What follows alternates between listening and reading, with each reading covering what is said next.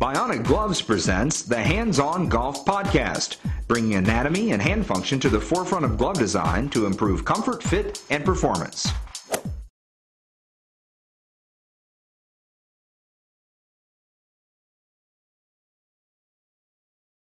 Welcome everyone to this edition of the Bionic Gloves Hands-On Golf Podcast. My name is Chaz, I'm your host, and I'm here with Mike Dobbyn at Bears Best Golf Course in Las Vegas, Nevada. We're not going to roll the dice, we're not going to gamble, we're going to get some serious information on how to become a better long-distance driver in our game. But Mike, first, before we do that, tell people a little bit about who you are and what you've done.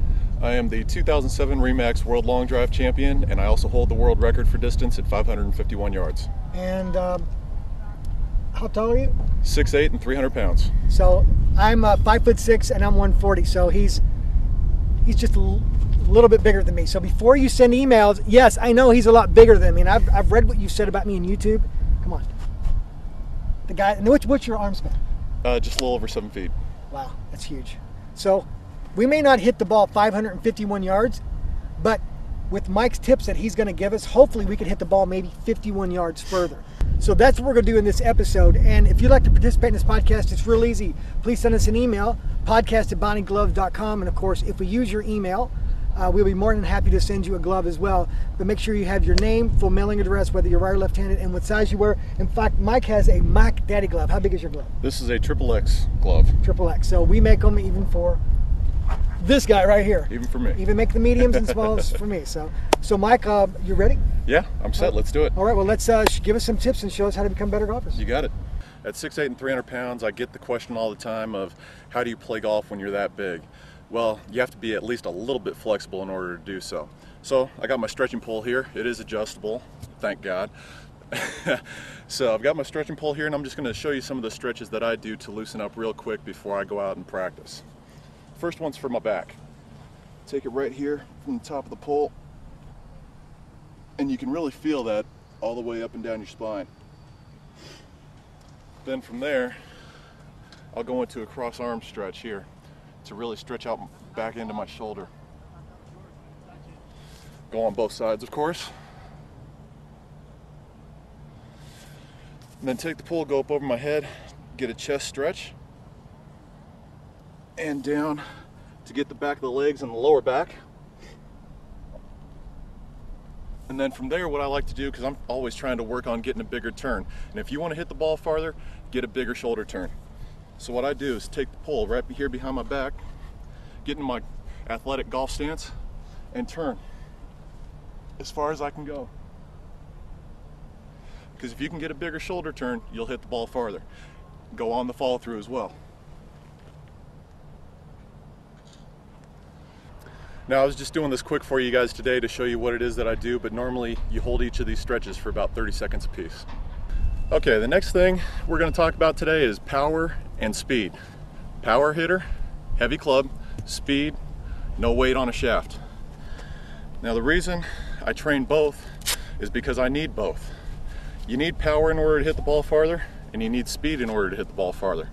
So first, take your heavy club, get a couple of good big shoulder turns, holding the lag here, holding the wrist cocker lag there on the downswing, and just take a couple good swings just to kind of loosen you up. But see, what you're doing here is you're training your golf muscles in the same manner that you use them in the golf swing. You can do a lot of things in the gym to make yourself stronger, but you can't duplicate the swing in the gym like you can with the power hitter. Swing both sides. Go right and left. That way you're working both parts of your body equally. Then what you do after you're done with your power routine, take your shaft, and now you get to work on the fast twitch speed muscles. Just take with one hand back, and what you're going to do is you're going to come through as fast as you can, just like this.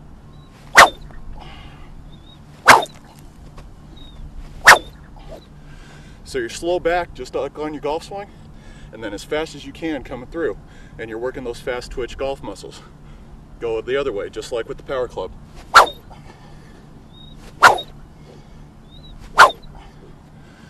Okay, so now that we're done training our body, I'm going to give you some tips with the golf club itself in order to hit it longer and hopefully straighter. Okay, now that we've discussed what we're going to do for our training as far as flexibility, power, and speed, now we're going to try to put it all together and actually hit some balls. So remember, the first thing we talked about was the flexibility aspect. So as you set up, after you set up to the ball, when you get back, you want to get that big shoulder turn. You don't want to get stuck here, and you don't want to have that reverse pivot where your weight goes way onto your left side. You want to stay balanced and get a big wide shoulder turn here, and then go ahead and rip at it.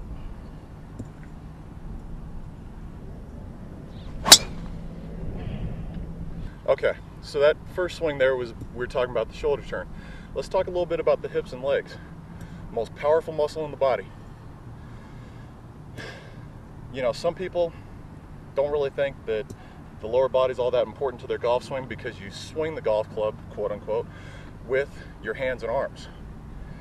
Well, I think you'll see from any top athlete, they use their legs in everything that they do.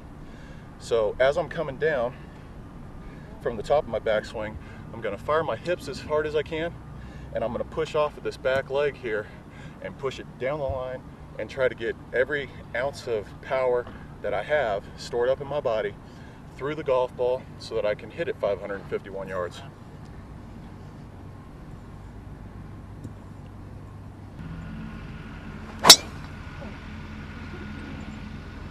Okay, the other thing I want you guys to focus on is no matter how hard you're swinging at it, balance.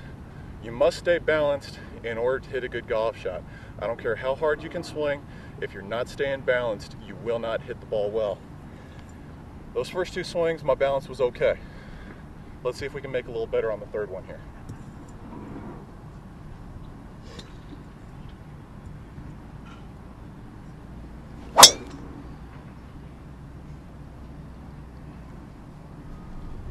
Well, there you go. See, I finished up on my left side, but everything was in balance. Everything was with tempo, and I stayed on my feet. I wasn't falling forward, I wasn't falling back.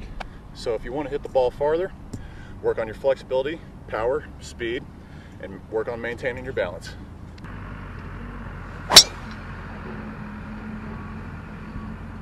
Hey guys, hope all these little tips helped you out today. And if you need more information, please go to bionicgloves.com to check out more videos, and you can even get one of these Big Daddy Bionic Glove.